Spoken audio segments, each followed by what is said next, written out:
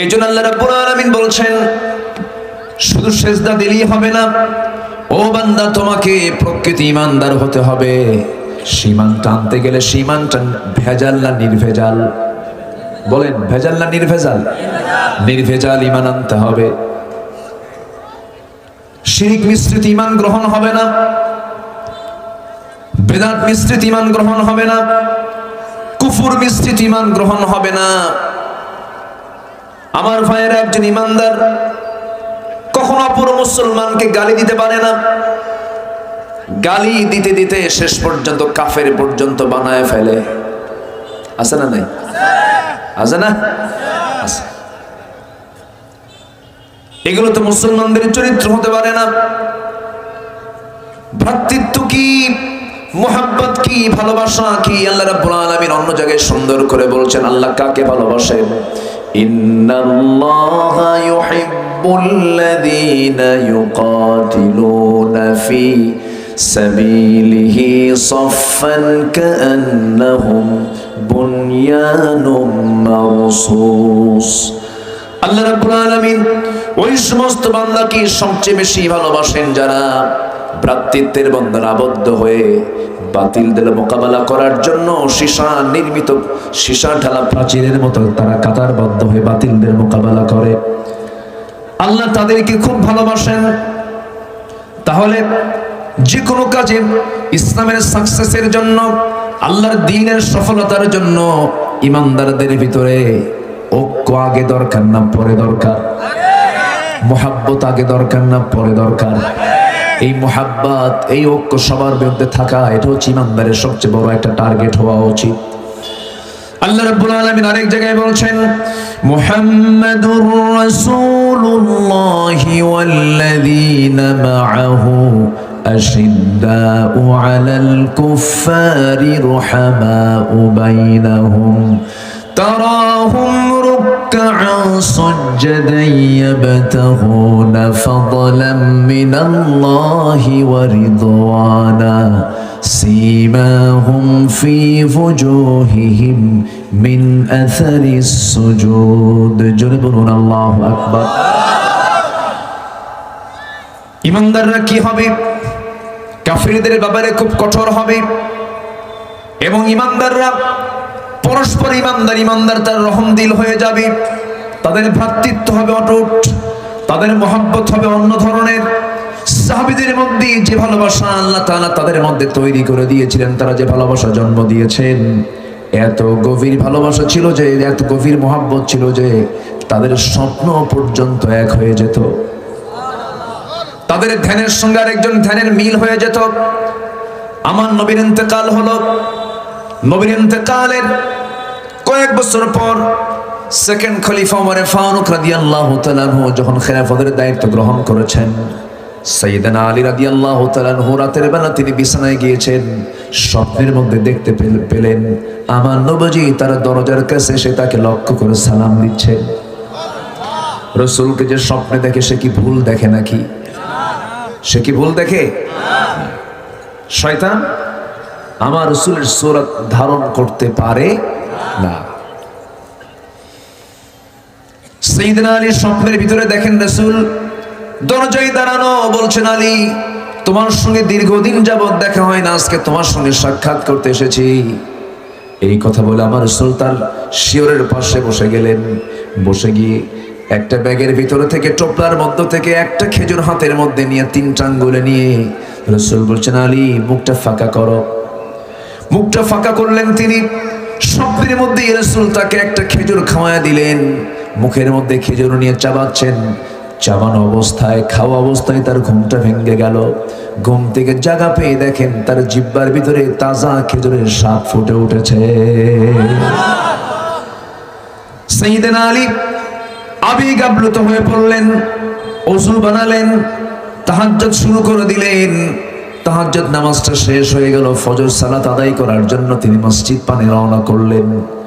নামাজের দায়িত্ব পালন করছেন অর্ধ দুনিয়ার শাসনকর্তা, সেই সময় খলিফা ওমর ফারুক রাদিয়াল্লাহু তাআলা আনহু। ইসলামী সমাজের বৈশিষ্ট্য হবে যিনি রাষ্ট্রের সর্বোচ্চ ব্যক্তি হবেন, তিনি হবেন মসজিদের ইমাম। আস্তে কন কেন? আসতে কোন কেন? সেই চিত্র কি আপনারা দেখতে চান না? সবাইকে দেখতে চান? যিনি ইমাম হবেন তিনি রাষ্ট্রপতি হবেন। সাইয়েদনা ওমর ফারুক রাদিয়াল্লাহু তাআলা আনহু অর্ধ দুনিয়ার শাসনকর্তা, শাসক, সারা রাত আবার মানব সেবা করেছেন, খেদমত করেছেন। সাইয়েদনা ওমর ফারুক রাদিয়াল্লাহু তাআলা তিনি ফজরের নামাজ পড়ানোর জন্য তিনি মসজিদে দাঁড়িয়ে গেছেন। কি সমস্যা কি? ও আচ্ছা বাবা, সব কাজ তো একসঙ্গে হয় না। আপনি কি বাদাম খাবেন? আচ্ছা থাক না। এই যে দুটো কাজ কি একসঙ্গে হয়? দুটো কাজ তো একসঙ্গে হয় না বাবা।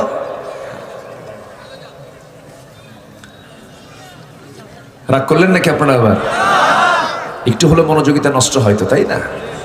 যদি কেউ মানে নামাজের মধ্যে খাওয়া শুরু করে তাহলে হলো? মাহফিল তো একটা ইবাদত। বলি আলহামদুলিল্লাহ, জোরে বলি আলহামদুলিল্লাহ। যে কাজ মনোযোগিতা নষ্ট করবে সেই কাজ করা যাবে না। আমার বন্ধুগণ, তাহলে একটা বিষয় কিন্তু ক্লিয়ার হয়ে গেল, সমাজে শান্তি যদি আমরা দেখতে চাই তাহলে যখন দেখবো আমরা একজন রাষ্ট্রের সর্বোচ্চ ব্যক্তি রাষ্ট্র চালান, মসজিদে চালান, সেই সময় দেখবো আমরা সমাজটা জান্নাতের টুকরা হয়ে গেছে। বিষয়টা ক্লিয়ার? বুঝতেছেন তো আপনারা? আচ্ছা আমার ভাইয়েরা, সাইয়েদনা ওমর ফারুকের মতো মানুষ দেখেন, সারা রাত তিনি জনগণের খেদমত করেছেন, দিনের বেলাও তিনি জনগণের খেদমত করেছেন। নামাজ যখন আজান হয়ে গেল প্রথম কাতারে তিনি দাঁড়িয়ে গেছেন, ইমামতের মুসাল্লায় তিনি দাঁড়ায় গেছেন, নামাজ শুরু হয়ে গেছে, নামাজ পড়ালেন। নামাজ শেষান্তে যেরকম আল্লাযকারু বা'দাস সালাত, ফরজ নামাজের পরে যে জিকির আজকারগুলো আছে শর্ট করে জিকিরগুলো করে তিনি দাঁড়ায় গেলেন, কাউকে দায়িত্ব দিলেন না। দেখতে পেলেন কে যেন এক টোপলা খেজুর হাদিয়া নিয়ে আসছে, কাউকে না দিয়ে সেই টোপলা সেই খেজুরের ব্যাগটা হাতের মধ্যে নিলেন, খেজুরের থলেটা হাতের মধ্যে নিয়ে নিজ হাতে অর্ধ দুনিয়ার শাসন করতে ওমর ফারুক নিজের হাতে তিনি বন্টন করছেন। দুইটা তিনটা করে খেজুর সব মুসল্লির হাতে হাতে দিয়ে যাচ্ছেন। আলী আসছেন মসজিদে নামাজ পড়তে, প্রথম কাতারে জায়গা পান নাই, দ্বিতীয় কাতারে জায়গা পান নাই, তৃতীয় কাতারে ঠিক মাঝখান বরাবর দাঁড়াইছেন।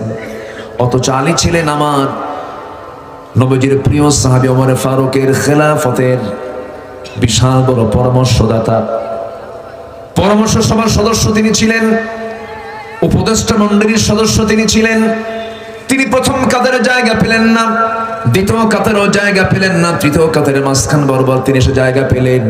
এখান থেকে স্পষ্ট হলো মসজিদের নির্দিষ্ট মুসল্লা পাড়ায়া নিজের জায়গা দখল করা ঠিক। এরকম কিছু আছে না নাই? বলেন, আসতে বলবেন না, আছে না নাই? আমার ভাইয়েরা, নামাজ শেষ হয়ে গেছে, ওমর ফারুক রাদিয়াল্লাহু তাআলা আনহু সবার হাতে হাতে দুই তিনটা করে খেজুর দিয়ে যাচ্ছেন। তৃতীয় কাতার আলীর আগের জনকেও তিনি দুইটা তিনটা করে খেজুর দিলেন। আরো খেজুর ব্যাগের মধ্যে আছে, টোপলার মধ্যে আছে, থলের মধ্যে আছে। সেখান থেকে মাত্র একটা খেজুর হাতের মধ্যে নিয়ে তিনটা আঙ্গুলে খেজুরটা বের করে বলছেন, আলী মুখটা ফাঁকা করো, আমি তোমাকে খাওয়ায় দেই। সাইয়েদনা আলী বলছেন, ভাই ওমর, আপনি আমাকে হাতে দিলেন না, আগের জনকে দুই তিনটা খেজুর দিলেন, আবার আপনি আমাকে মাত্র একটা খেজুর দিয়ে তাও মুখে তুলে দিচ্ছেন, এর কারণটা কি? ওমর ফারুকের চোখে পানি চলে আসছে। ওমর ফারুক বলছেন, গত রাতে যদি রাসূল তোমাকে একটার বেশি দুইটা খেজুর খাওয়ায়া দিতেন, আমি তোমাকে তাই খাওয়ায়া দিতাম। স্বপ্ন পর্যন্ত তাদের এক হয়ে যেত। সাহাবী আরেক সাহাবীকে দেখলেই বুঝতেন তার কি সমস্যা। এটা হচ্ছে টেলিপ্যাথি। মোহাব্বতটা এত অটুট ছিল, মোহাব্বতটা এত গভীর ছিল, বলা লাগতো না গায়েবের খবর তো মানুষ জানবে না, কিন্তু মোহাব্বতটা এত গভীর ছিল সাহাবীদের মাঝে, সাহাবীকে দেখলেই বুঝতেন এর কি সমস্যা হতে পারে। আমরা আমাদের সমস্ত সম্পর্ক নষ্ট করে ফেলেছি। একটা হাদিসে এসেছি, তোমরা হিংসা করো না, ফাইনাল হাসাদা ইয়াকুলুল হাসানাত কামা তাকুলুন নারুল হাতাব ক্বালা ইয়াকুম ফিল হাসাদ, তোমরা হিংসা থেকে দূরে থাকো, কারণ হিংসা সমস্ত নেক আমলকে খেয়ে শেষ করে দেয়, যেমন করে আগুন কাঠকে পুড়ে শেষ করে দেয়। আজকে হিংসা সমাজে কমছে না বাড়ছে? আজ তো হিংসা সমাজে কমছে না বাড়ছে? কিন্তু হিংসাটা এত মারাত্মক ব্যাপার, কিন্তু হিংসাটা বেশি মূর্খের মাঝে না আলেমদের মাঝে? মূর্খের মাঝে না জ্ঞানীদের মাঝে? জ্ঞানীদের মাঝে। শয়তান মার্কেটিং করে কয়েকটা জিনিস। কোন এক পয়গম্বরের সামনে একদিন শয়তান ধরা পড়ছে। সেই পয়গম্বর শয়তানকে বলতেছে, ও শয়তান, তুমি সকালবেলা কোথায় যাচ্ছ? বলতেছে, আমি 4টা জিনিস নিয়ে যাচ্ছি মার্কেটিং করার জন্য। কি কি? জুলুম নিয়ে যাচ্ছি, হিংসা নিয়ে যাচ্ছি। কি?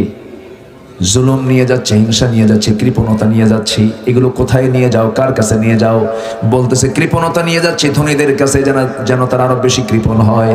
আসলে মূলত আপনারা বলুন তো, গরিব মানুষ কৃপণ বেশি না ধনী মানুষ কৃপণ বেশি?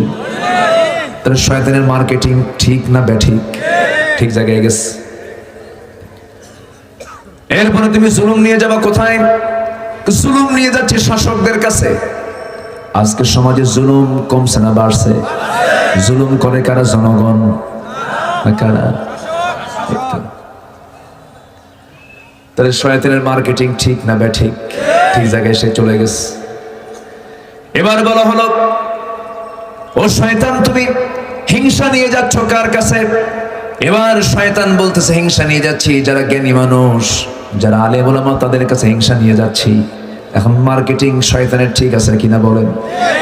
কিন্তু শয়তানের মার্কেটিং কি নেওয়া যাবে নাকি? শয়তানের মার্কেটিং যে করবে সে জান্নাত পাবে না জাহান্নাম পাবে? জাহান্নাম পেয়ে যাবে। আমার ভাইয়েরা, আমার বন্ধুগণ, ভ্রাতৃত্বের অটুট বন্ধন তৈরি করতে হবে। এতক্ষণ ধরে আমি যে কথাগুলো বলছিলাম, এই সমাজের ভেতরে সবচেয়ে বড় ক্রাইসিস হলো ভ্রাতৃত্ব। আপনার বাড়ির পিছনে একজন বাড়ি বানাইছে, রাস্তা তার নাই। আপনি যদি রাস্তাটা দিয়ে দেন, তার জন্য বিশাল বড় উপকার হয়ে যায়। রাসূল বলেছেন, আমার প্রতিবেশীর যদি, আমার উম্মতের যদি কষ্ট না হতো, প্রতিবেশীর উপরে আমি সম্পত্তির ওয়ারিস বানায় দিতাম। কি কথা কি বোঝা যায়? কথা বোঝা যায়? প্রতিবেশীকে সম্পত্তির ওয়ারিস বানায় দিতাম। তাহলে রাসূলের কত গুরুত্ব প্রতিবেশীর উপরে। আপনার বাড়ির রাস্তার সামনে একজন আপনার প্রতিবেশীর বাড়ি, আপনার জায়গার পিছনে, বাড়ির পিছনে আপনি রাস্তা দেন না, আপনি রাস্তা আটকায় ফেলেন। আপনি কিসের ইমানদার? কথা কি বোঝা যায়? হিংসা আছে না নাই বলেন? আটকায় ফেলে, রোড আটকায় ফেলে। আপনি একজন বান্দার জন্য রাস্তা তৈরি করে দিবেন, আল্লাহ আপনার জন্য জান্নাতের রাস্তা তৈরি করে দিবেন। হিংসাগুলো আমরা বাদ দিয়ে দেব। আপনাকে যে ঠকায় সেই বিপদে থাকবে, আপনি ঠকবেন, আপনি বিপদে থাকবেন না। আপনার জায়গা অনেকজন দখল করবে, আপনি মাসলুম হয়ে থাকবেন। আপনার হয়তো একটু দুনিয়াতে কষ্ট হবে, এটা আপনার জন্য প্লাস হয়ে যাবে। যে ব্যক্তি 1 বিঘত পরিমাণ জায়গা অন্যের দখল করবে, 7টা আসমান জমিন তার উপরে আল্লাহ তাআলা চাপায়া দিবেন হাসরের ময়দানে। যেরকম নাউজুবিল্লাহ। আমরা যদি একটু ইসলামকে ফলো করতাম, সব সুন্দর হয়ে যেত। কোনো চোর ডাকাতের কোনো অবস্থান থাকতো না সমাজে। দরজা খুলে ঘুমাতাম, নাক ডেকে, কোনো সমস্যা হতো না। সামনে গরুর গোয়াল খোলা খোলা থাকতো, সম্পদ পড়ে থাকতো, সোনা দানা পড়ে থাকতো, কেউ তাকাতো না, কেউ ছুঁয়ে তাকাতো না। কিন্তু সমাজের সবচেয়ে বড় সমস্যা হলো, আমরা পরস্পরের বন্ধু না শত্রু? বন্ধু না শত্রু? শত্রু হয়ে গেছে। বন্ধুত্ব পূর্ণ আচরণ আমরা করবো। জোরে বলি ইনশাআল্লাহ, আরো জোরে বলি ইনশাআল্লাহ। আমি যতটুকু কোরআন হাদিস পড়েছি, ন্যূনতম একজন নগণ্য গোলাম আমি। আমার কোনো ইলম কালাম কিচ্ছু নাই। মানুষ যাকে আসি, কোনো ইলম আমার তেমন কিছু নাই। আমাকে পড়াতে পারবেন বহু আলেম ওলামা এখানে বসে আছেন। তবে আমি যতটুকু কোরআন হাদিস পড়েছি, কোরআন হাদিস পড়ে এতটুকুই বুঝেছি, পৃথিবীতে সবচেয়ে বান্দার জীবনের শ্রেষ্ঠ আমল হলো মানুষের কল্যাণ করা, মানুষের উপকারে দাঁড়িয়ে যাওয়া, সামাজিক হওয়া, সোশ্যাল হওয়া, মিশে যাওয়া, হিংসা না করা, গর্ব না করা, মানুষের কল্যাণে পাশে দাঁড়ানো, এটা সবচাইতে বড় উপকার। সেই কাজগুলো আজকে করতেছে ইহুদিরা, সেই কাজগুলো করছে আজকে খ্রিস্টানেরা। আমি একটা রিসার্চ, একটা গবেষণা দেখলাম, সেই গবেষণায় 228টি দেশের মধ্যে 228টি দেশের ভিতরে প্রথম 1 থেকে 48 পর্যন্ত 48টা দেশ তারা মুসলমান না হলেও তারা ইসলামের সিস্টেমগুলো তারা ফলো করে। এর মধ্যে একটা মুসলিম কান্ট্রি নাই। 49 নম্বরে আছে মালয়েশিয়া, 58 নম্বরে আছে হলো সৌদি আরব, আর আমার দেশ আছে হলো 136 নম্বরে ইসলাম মানে। আমেরিকায় যাবেন আপনি, ব্রিটেনে যাবেন আপনি, ইউকেতে যাবেন, ইউনাইটেড কিংডমে যাবেন আপনি, ঋষি সুনাক বরিস জনসনের দেশে যাবেন, সেই জায়গায় আপনি রাস্তায় চলবেন ডান দিকে, বাম দিকে তারা চলে না। আমেরিকায় যাবেন তারা ডান দিকে চলে, বাম দিকে চলে না। আর আমাদেরকে চালায় কোন দিকে? ওরা ইসলাম মানে আমাদেরকে ইসলাম মানতে দেয় না। সব ওরা সিস্টেম গুলো ফলো করে নিয়েছে, ঠকায় না মানুষকে। দেশের ভিতরে কোনো চুরি ডাকাতি করে না ওরা এই সমস্ত প্র্যাকটিস গুলো করে নেয়, কিন্তু তাদের ঈমান নাই। তাদের ঈমান নাই কিন্তু তারা ইসলামটাকে মানে, আর আমাদের ঈমান আছে কিন্তু আমরা ইসলামকে মানি না। অথচ খলিফাদের জীবনগুলো দেখেন। প্রথম খলিফা হযরত আবু বকর সিদ্দিক রাদিয়াল্লাহু তাআলা আনহুর খেলাফত আমল চলছে। সাইয়েদনা আবু বকর সিদ্দিক রাদিয়াল্লাহু তাআলা আনহু যখন খেলাফতের দায়িত্ব গ্রহণ করলেন, তার পরের দিন তিনি টান টোপলা নিয়া, মাথায় কিছু কাপড় চোপড় নিয়ে তিনি দোকানদারি করার জন্য মার্কেটে চলে গেলেন।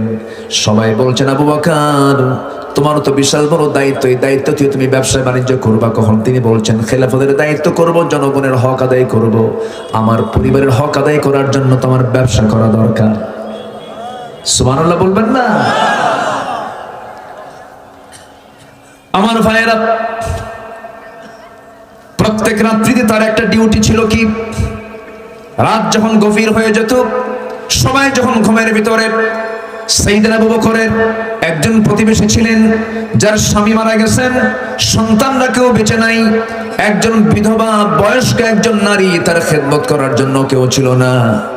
সাইয়েদনা আবু বকর করতেন কি, প্রত্যেক দিন রাতের বেলা তিনি যেতেন, একা একা গিয়ে ওই বুড়ি মহিলাকে তার কাপড় চোপড় ধুয়ে দেওয়া, তার রান্না বান্না করে দেওয়া, তার খাবারের ব্যবস্থা সমস্ত কিছু তিনি সম্পূর্ণ করে বিদায় নিয়ে আসতেন। প্রত্যেক রাতেই তার ডিউটি ছিল। সাইয়েদনা ওমর ফারুক রাদিয়াল্লাহু তাআলা আনহু মনে মনে চিন্তা করলেন, এই বুড়ির খেদমতটা কোন যুবক করে? তিনি খেদমত করার জন্য এসে দেখেন খেদমতটা হয়ে গেছে, খেদমত যেন কে করে গেছে। 3 দিন পর পর আসার পর ওই লোকটার কোনো ঠিকানা পাচ্ছেন না। এবারে তিনি চতুর্থ রাত্রিতে তিনি ওই বুড়ি মহিলার ঘরের পাশে তিনি ওত পেতে দাঁড়িয়ে থাকলেন, দেখি তো কে ঢোকে। ঢোকার সময় টের পান নাই, কিন্তু বের হওয়ার সময় লক্ষ্য করে দেখেন খালি পায়ে, নগ্ন পায়ে বের হচ্ছেন অর্ধজাহানের শাসনকর্তা হযরত আবু বকর সিদ্দিক রাদিয়াল্লাহু তাআলা আনহু। জোরে বলি আল্লাহু আকবার। ওমরের চোখে আবু বকরের চোখ পড়ে গেছে, মুস্কি একখান হাসি মেরে সালাম দিয়ে বলছেন, ভাই আবু বকর, এটা কি আপনার কাজ নাকি? সব কাজকে আপনি একাই করবেন, আমাদের কিছু করতে দিবেন না? সাইয়েদনা আবু বকর বলছেন, আরে ওমর, হাসরের ময়দানে আমার আমলনামা তোমার পিঠে যাবে না, তোমার আমলনামা আমার পিঠে আসবে না, আমার প্রতিবেশীর হক তুমি আমাকে আদায় করতে দাও। জোরে কোন সুবহানাল্লাহ। আমার বন্ধুগণ, প্রথম খলিফার ইন্তেকাল হয়ে গেল। দ্বিতীয় খলিফার আমলে মহিলা বেঁচেই আছেন, মারা যাননি তিনি। দায়িত্ব পড়ে গেছে দ্বিতীয় খলিফার উপরে। তিনি প্রত্যেক রাত্রিতে তার খেদমত করার জন্য আসতেন। একদিন আসছেন, খেদমত করতেছেন, তার কাপড় চোপড় ধুয়ে দেওয়া সবকিছু সম্পূর্ণ করে যখন আসতেছেন, হঠাৎ করে বৃদ্ধ মহিলা ভিতর থেকে পর্দার নিয়ম রক্ষা করে বলছে, ও যুবক, আজকে তুই কে খেদমত করতে আসছো জানি না, তবে আমার মনে হয় যে আগে খেদমত করতে আসতো সে আর পৃথিবীতে বেঁচে নাই। হযরত ওমর ফারুক বললেন, আমার বৃদ্ধা মা, আপনি কেমন করে জানলেন প্রথম যুবকটা বেঁচে নাই, আগের খাদেমটা বেঁচে নাই? আপনার কেন, কিভাবে, কি বুঝলেন? তিনি বলছেন, শোনো, সে যখন আমার খেদমত করতে আসতো, সে যখন আমার সামনে খেজুরগুলো দিত, খেজুরগুলো শুধু ধুয়ে দিত না, খেজুরগুলোর ভিতরে থাকা বিচিগুলো খুলে খুলে শুধু খেজুরগুলো আমার সামনে হাজির করে দিত। কিন্তু আজকে বিচি সহ খেজুর দেখে প্রমাণ করলাম প্রথম খাদেম আমার বেঁচে নাই। ওমর ফারুক বলছেন, আল্লাহ, জীবনে আমি আমার ভাই আবু বকরের সঙ্গে পারি নাই, আমি কোনোদিন তার সমকক্ষ হতে পারবো না। জোরে বলুন সুবহানাল্লাহ। সামাজিক হতে হবে আমাকে আপনাকে। সোশ্যাল হতে হবে। আমরা যত সমাজের কল্যাণে কাজ করব, আজকের সূরাটা হলো সমাজের সূরা। কিসের সূরা বলেন? সামাজিক। ইসলাম যে সমাজ কল্যাণ নিয়ে কথা বলে। ঢাবির ছাত্র আমি ছিলাম, ঢাকা বিশ্ববিদ্যালয়ে পড়াশোনা করেছি। সেখানে সমাজ কল্যাণ পড়ানো হয়, সমাজ বিজ্ঞান পড়ানো হয়। কোন সমাজ বিজ্ঞান, কোন সমাজ কল্যাণ? পৃথিবীর কোন সমাজ কল্যাণ দিয়া, পৃথিবীর কোন সমাজ বিজ্ঞান দিয়া জনগণের শান্তি আসবে না। একমাত্র সমাজ যদি আমরা দেখতে চাই, সমাজকে কল্যাণ করতে চাই, কিসের ফর্মুলা নেব আমরা? আসতে পারবেন না? কিসের ফর্মুলা? কোরআনের ফর্মুলা নেব। সন্তানদেরকে বহু কিতাব শিক্ষা দেওয়ার দরকার নাই। কিতাব শিক্ষা মাত্র কয়টা বলেন? এখন ফোরখানিয়া মাদ্রাসা আছে, মক্তব না কেজি স্কুল। বলেন কোনটা বেশি? আজ থেকে 20 বছর আগে গ্রামে গঞ্জে যখন ঢুকতাম, সবার বাড়ির সামনে থেকে যখন চলতাম আমরা, কোরআনের আওয়াজগুলো শোনা যেত। দাদির মুখ থেকে কোরআন তেলাওয়াতগুলো আসতো, কানে কানে সেই কোরআন তেলাওয়াতগুলো আমরা শুনতাম। সেই জায়গাগুলো বন্ধ হয়ে গেছে। সেই মক্তবখানার অপোজিটে তৈরি হয়েছে কেজি স্কুল। কেজির ওজন বেশি না শেরের ওজন বেশি? কেজির ওজন বেশি। তো কেজির ওজনটা বেশি। এই জন্য যে ছোট্ট ছেলেটা কেজি স্কুলে চলে যায়, তার যে পিছনে একটা ব্যাগ আছে, ব্যাগের ওজন বেশি না বাচ্চার ওজন বেশি? কেজি। যে এত বই পড়ার দরকার নাই। এতগুলো চাপ আপনি বাচ্চাকে দিবেন কেন? এত লোড আপনি বাচ্চাকে দিবেন কেন? সন্তানের জন্য জন্মের পর প্রত্যেকটা বাবার 2টা যত্ন দরকার। কয়টা যত্ন বলেন? 2টা যত্ন। নাম্বার 1 হলো early to bed early to rise. সকালে ঘুমিয়ে দিবেন, ঘুমটা পর্যাপ্ত করে দিবেন, ব্রেন সেট আপ হয়ে যাবে। কিন্তু আজকে প্রযুক্তির দ্বারা, এই মোবাইল, এই ডিভাইসের কারণে মানুষের ঘুমটা আগে হয় না শেষে হয়? আগে হলো ডিভাইস, এরপরে ঘুম। এই জন্য রোগীর পরিমাণ কমছে না বাড়ছে?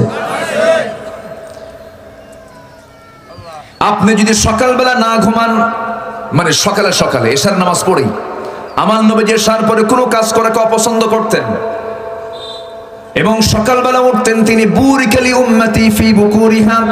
রাসূল বলেছেন আমার উম্মতের বরকতময় সময় হলো সকালবেলা। কিন্তু আপনি যদি জরিপ করে দেখেন, এই দেশের মানুষ সবচেয়ে বেশি ঘুমায় রাতের বেলা না সকালবেলা? সব ওলট পালট করে দিয়েছে আমাদের সমস্ত কিছু। সন্তানের জন্য 2টা যত্ন। সকালবেলা আপনি সকালে এশার নামাজের সঙ্গে সঙ্গে আপনি তাকে ঘুমিয়ে দিবেন, ঘুম পাড়ায়া দিবেন। যদি কোনো বান্দা 9টার আগে যদি ঘুমিয়ে পড়ে, 2টার মধ্যে যে ঘুম হলো, এই ঘুমটা কাভার করার জন্য বাকি 24 ঘন্টা ঘুমালেও এই ঘুমের কাভার হবে না। আমি সায়েন্সের দিকে যাব না, বহু কথা ছিল। নাম্বার 2 হলো সকালবেলা ভোরবেলা সন্তানকে জাগিয়ে দিয়ে আগে সেজদা দেওয়াবেন। সেজদা কি দেওয়াবেন? সেজদা দেওয়াবেন। যদি কোনো বান্দা সেজদা নিয়মিত দিতে পারে, 5 ওয়াক্ত সময়ে যদি সেজদা দিতে পারে, ডাক্তারের দেবী শেঠি নামে একজন হিন্দু ডাক্তার আছে ভারতের, যারা চিকিৎসা নিয়ে একটু ব্যস্ততা থাকেন, ডাক্তারের দেবী শেঠি বড় একজন ডাক্তার, হার্ট স্পেশালিস্ট। এই ডাক্তারের দেবী শেঠি বলেছেন, গোটা দুনিয়ার বহু ধর্মের বহু রোগী আমি আমার চেম্বারে দেখেছি, চিকিৎসা দিয়েছি, তাদের মাথা, তাদের ব্রেন এবং তাদের হার্টগুলো চেক আপ করে দেখেছি। আমার জানা মতে এই দুনিয়াতে সবচেয়ে সুস্থ ব্রেন এবং সুস্থ হার্ট হলো একমাত্র 5 ওয়াক্ত মুসলমান যারা নামাজ আদায় করে। জোরে বলে সুবহানাল্লাহ। ইসলাম মানলে সুস্থ শান্তি, ইসলাম মানে সুস্থ শান্তি। ইসলাম না মানলে অসুস্থ অশান্তি। ইসলাম মানে হলো ইসলাম মানলে সুস্থ শান্তি, ইসলাম না মানলে অসুস্থ অশান্তি। আমার ভাইয়েরা, সকালে বাচ্চাকে উঠায় আপনি নামাজে দিয়ে দিবেন, বাচ্চা সুস্থ হয়ে যাবে, আগেই ঘুমায় দিবেন। এরপরে তাকে পৃথিবীর শ্রেষ্ঠ সুর, কোরআনের সুরটা তাকে শোনায় দিবেন। আপনার সন্তান কখনো অসামাজিক হবে না, অভদ্র হবে না, বেয়াদব হবে না, নেশাখোর হবে না। জোরে কোন আল্লাহু আকবার। তাহলে প্রত্যেকটা গ্রামে মক্তব থাকার দরকার আছে না নাই? সবগুলো বন্ধ করে দেন, কোরআনকে আগে চালু করেন। একটা গভীর ষড়যন্ত্র চলছে দেশকে নিয়ে, শিক্ষাকে নিয়ে। ইসলামকে নির্মূল করার জন্য মূল শিক্ষায় আঘাত হানতে চায় যারা, কোন ষড়যন্ত্র বাংলার জমিনে টিকবে না ইনশাআল্লাহ। এত ফোন বাজলে তো সমস্যা, রিংটোন অফ করেন। সম্মানিত ভাইয়েরা, আমি কি আলোচনা চালাবো? আজান হয়ে গেছে, হোক, আমরা আজান হয়ে যাবে, সমস্যা নেই। আশেপাশে মসজিদগুলো যেগুলো আছে মাইক দিয়ে আজান দিয়েন না, যেহেতু এত হাজার মানুষের সমাগম এখানে, দ্বীনের আলোচনা শোনার দরকার আছে না নাই? না শুনলে, না বুঝলে আমল করব কেমনে? ঠিক কি না? ফাসআলু আহলায যিকরি ইন কুনতুম লা তা'লামুন, এটাও হুকুম আল্লাহ তাআলা, জানতে হবে। আমরা এখানে নামাজ পড়বো, কিন্তু আউয়ালে নয়, আখিরেও নয়, আওসাত উম্মাতান ওয়াসাতান, মাঝামাঝি সময় আমরা নামাজ পড়বো। জোরে বলি ইনশাআল্লাহ। নামাজ পড়বেন তো নাকি? না আজকে নামাজ বাদ, এরকম কিছু আছে নাকি? নামাজ পড়বো, জোরে বলি ইনশাআল্লাহ। এখানে একসাথে নামাজ হবে। আমি আজকে আলোচনার খুব বরকত পাচ্ছি, আমি খুবই আনন্দ পাচ্ছি। আমি আজকে বলি আলহামদুলিল্লাহ। সব মাহফিলে বড় বরকত পাওয়া যায় না, সব মাহফিলেই বরকত, কিন্তু সব মাহফিলে যথেষ্ট বরকত থাকে না। কিন্তু আজকের মাহফিলটা আমার কাছে খুব বরকতময় মনে হচ্ছে। আল্লাহ তাআলা আমার মুখ থেকে কিছু কথা বের করে দিচ্ছেন মনে হয়। সম্মানিত ভাইয়েরা, সম্মানিত বন্ধুগণ, তাহলে আমার পরিবারকে বাঁচানোর দায়িত্ব আমার আছে না নাই? আল্লাহ আগে সমাজ দেখতে বলছে না আগে নিজের পরিবার দেখতে বলছে? কথা বল, বুঝেন? নিজের পরিবার মানে কিন্তু সমাজ, পরিবার দিতে কি আগে, পরিবারের পরে কি সমাজ। কু আনফুসাকুম ওয়া আহলিকুম নারা, নিজে বাঁচো, পরিবারকে বাঁচাও। আমরা পরিবারের জন্য খরচ করে, যা কামাই করে, লক্ষ্য কি পরিবারের জন্য কি করা? খরচ করা। সেই খরচ হতে হবে অবৈধ খাতে না বৈধ খাতে? আসতে বলবেন না, অবৈধ না বৈধ? বইয়ের মুখে, স্ত্রীর মুখে খাবার তুলে দাও সাদগা, সন্তানকে খাবার তুলে দাও সাদগা, সব দান এগুলো, সুবহানাল্লাহ বলেন। কিন্তু দান করতে হবে, পরিবারের জন্য খরচ করতে হবে, সেটা কি অবৈধ খাতে না বৈধ খাতে? পরিবারের জন্য 5টা খরচ, কয়টা খরচ? একটু কান লাগাবেন। 5টা খরচ পরিবারের জন্য আমরা করব, 3টা বৈধ আর 2টা হচ্ছে অবৈধ। তাহলে এখন থেকে বোঝা গেল 3টা বৈধ খরচ আমরা করতে পারবো, আর 2টা অবৈধ খরচ আমরা করতে পারবো না। নাম্বার 1 হলো জরুরিয়াত, যেরকম অন্ন, বস্ত্র, বাসস্থান, শিক্ষা, চিকিৎসা, এগুলো কি অতিরিক্ত না জরুরি? অতিরিক্ত না জরুরি? জরুরি। বউকে খরপোশ দেওয়া স্ত্রীর জন্য, স্বামীর জন্য ফরজ। বউকে খাবার মুখে দেওয়া, তুলে দেওয়া কি স্বামীর জন্য কি? স্বামীকে, বউ তার স্বামীকে খাবার তুলে দেওয়া কি ফরজ নাকি? আস্তে আস্তে কয় না, আপনারা খাবেন? বলেন বলেন। তাহলে এখানে দায়িত্ব পড়ে যাচ্ছে কার উপরে? স্ত্রীর উপর না স্বামীর উপরে? দায়িত্বশীল কে? বলেন দায়িত্বশীল কে? আর রিজালু কাওয়ামুনা আলান নিসা, এই দায়িত্ব পুরুষকে কে দিয়েছেন? আল্লাহ দিয়েছেন। কোন স্ত্রী যদি তার সমস্ত সম্পত্তি কুক্ষিগত করে রেখে স্বামীকে যদি 1 টাকা নাও দেয়, কোনো গুনাহ হবে না। স্ত্রী যদি তার বাবার বাড়ির কাছ থেকে যদি সমস্ত সম্পদগুলো পেয়ে স্বামীকে যদি না দেয়, কোনো সমস্যা নাই। কিন্তু স্বামী যদি স্ত্রীর জন্য খরচ না করে, কিয়ামতের দিন ধরা খাবে কিনা বলেন? ধরা খাবে। এটা ফরজ কাজ। বাপ মার সেবা করা ফরজ, বাপ মার খেদমত করা ফরজ। কিন্তু যে বাপ মার 4টা ছেলে মেয়ে আছে, 4টা ছেলে আছে, এই 4টা ছেলের ভিতরে একটা ছেলে তার ফরজ দায়িত্ব পালন করতেছে, তখন ওই বাকি 3টার উপরে কি সে সময় ফরজ থাকে নাকি? ফরজ কিন্তু থাকে না, কারণ দায়িত্ব একজন পালন করতেছে, একজন অ্যাবসেন্সে দায়িত্ব পালন হয়ে যাচ্ছে।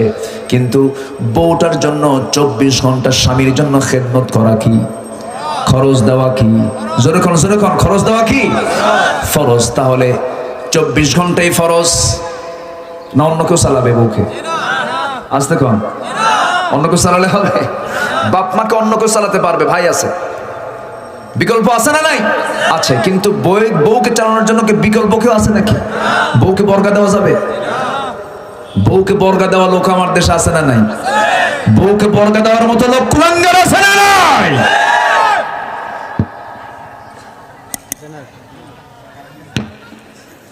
বিদ্যুৎ গেছে হঠাৎ করে, কি হলো? ও ছিল না, কেবল আসছে। বলি আলহামদুলিল্লাহ। বেশি জোরে বলার দরকার না, আবার চলেও যায়। ফেরি করে করে বিদ্যুৎ দেওয়ার কথা, ফেরি মানে বিদ্যুৎ পাওয়ার নাকি লোকই পাবে না। কত কি শুনলাম আমরা। চাপা যে দেশে কত আছে, চাপার শেষ নাই। এত চাপা শক্ত, ট্রাকের চাকাও যদি চাপার উপরে পড়ে তার চাপা ভাঙবে না, আছে না নাই? যদি প্রশ্ন করি, এই দেশের সকল শ্রেণীর ভিতরে ধরেন চাকরিজীবী, ব্যবসায়ী, এরকম বহু পেশাজীবী আছে না, যত পেশাজীবী আছে এর মধ্যে যাদের কাজ হলো রাজনীতি করা, এটাও তো একটা কাজ নাকি? সমস্ত পেশাজীবীদের মধ্যে সবচাইতে বেশি মিছা কথা কয় কারা? কি কথা কি বুঝতেছেন আপনারা? উচিত কথায় বন্ধু বেজার, গরম ভাতে ও এই কথা এলাকায় আছে। এত মিছা কথা শুনলাম আমরা। স্বাধীনতার 52 বছরে এসে মুক্তিযোদ্ধার ভাতা পায়, যুদ্ধ করেছে মুক্তিযোদ্ধা, ভাতা পায় যে তার বয়স হলো 52 বছর।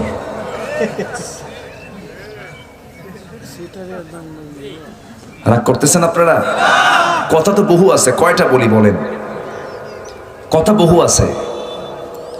সম্মানিত ভাইয়েরা, সব দেখেছি আমরা এখন ইসলামকে নিয়ে দেখবো ইনশাআল্লাহ। যেখানে ইসলাম আছে সেখানে আমরা আছি, যেখানে ইসলাম নাই তার আশেপাশে আমরা থাকতে চাই না। বহু চিটারি দেখেছি, বহু ঠকবাজি দেখেছি আমরা। বঙ্গবন্ধুর একটা কথা আমার বারবার মনে পড়ে। দেশ স্বাধীনের পর তিনি আফসোস করে বলেছেন, মানুষ দেশ স্বাধীন করে পায় তেলের খনি, গ্যাসের খনি, স্বর্ণের খনি, আর আমি পাইছি হলো চোরের খনি সব। এমনি বলেন নাই, এমনি বলেন নাই, অবশ্যই যৌক্তিকতা, বাস্তবতা আছে না নাই? উনি টের পেয়েছেন আজ থেকে 50 বছর আগে। সেই চোর এখন আরো কমছে না বাড়ছে? এখন হলো ভিআইপি চোর, ডিজিটাল চোর। কি ঠিক কিনা? হাসা কথা বুঝছই? হ্যাঁ, বলি আলহামদুলিল্লাহ। আপনাদের ভাষার মধ্যে একটা সৌন্দর্য আছে, বলি আলহামদুলিল্লাহ।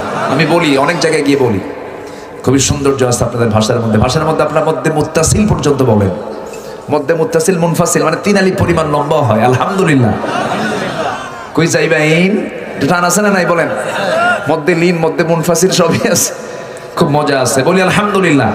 কিন্তু টানে না হলো, কথার মধ্যে টান নাই হলো চিটাগাং, কক্সবাজার। ওরা খুব ব্যবসায়ী মানুষ, তো খুব ব্যস্ত, খালি শর্টে মারে, ইকে বইও এই বসেন এখানে, মানে এখানে বসেন, এত লম্বা সময় নেই, বসেন, ইকে বইও।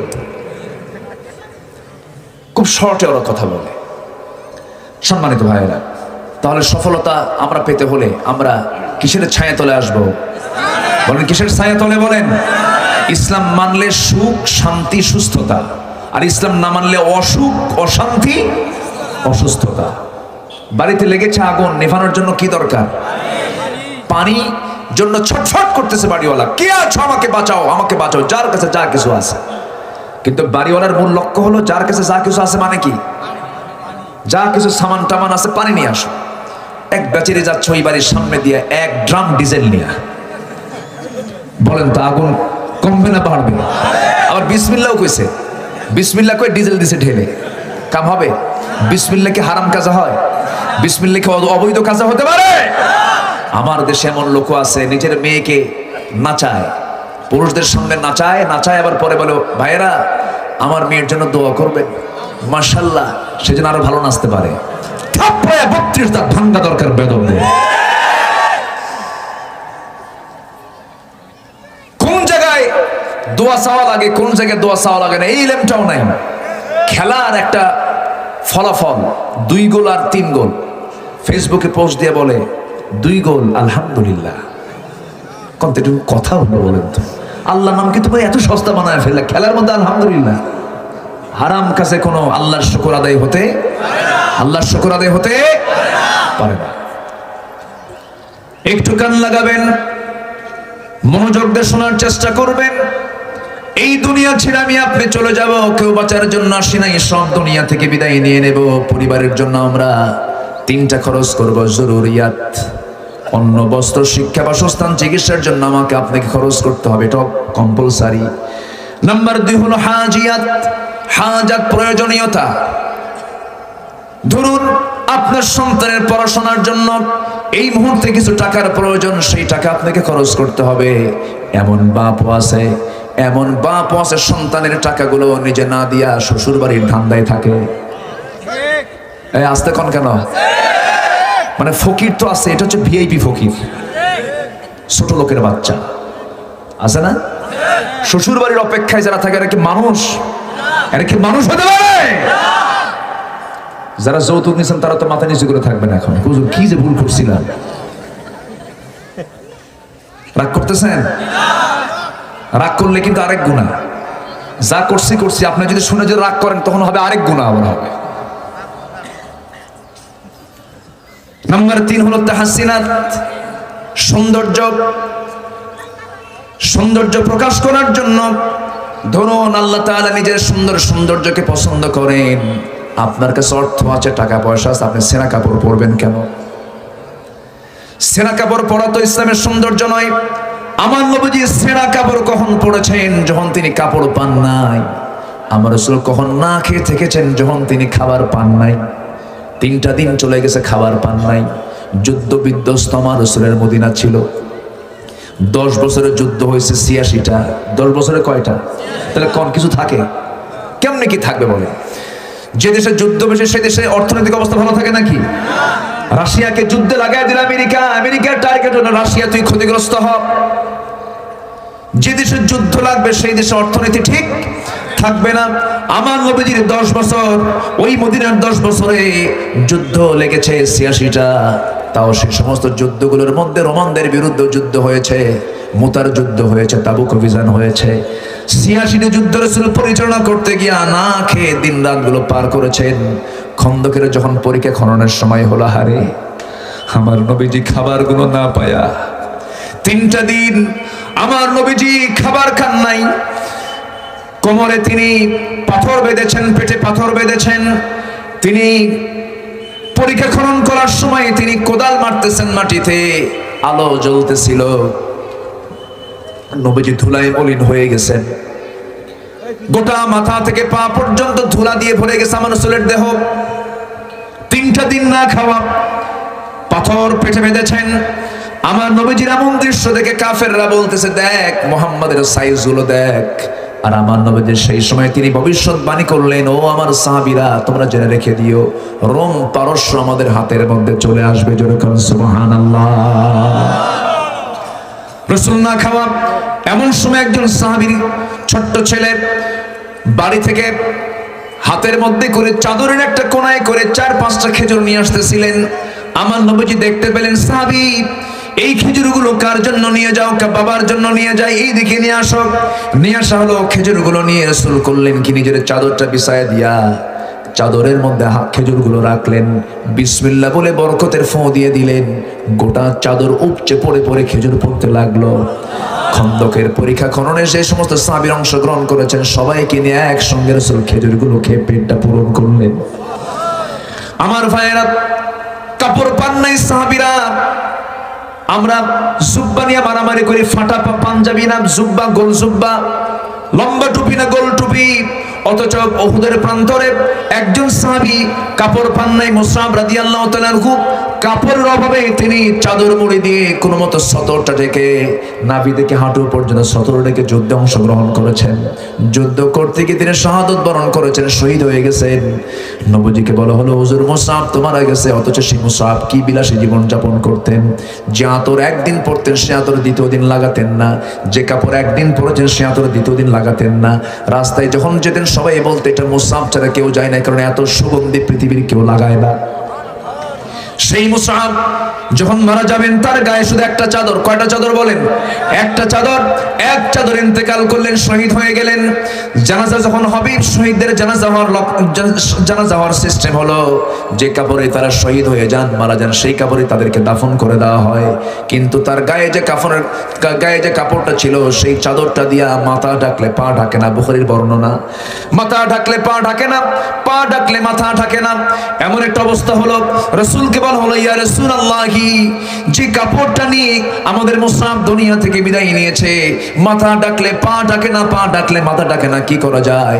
রাসূল বললেন চাদরটা দিয়া, ওই কাপড়টা দিয়ে মাথা ঢেকে ফেলো, আর বাকি অংশটুকু তোমরা ইসখির নামক লম্বা লম্বা ঘাস, এই যে ভুট্টার যে গাছ আছে এরকম লম্বা লম্বা ইসখির নামক ঘাস দিয়ে তোমরা তার পার দিকটা ঢেকে দাও, এরপরে তোমরা কাফন দাফন করে দাও। যেরকম সুবহানাল্লাহ।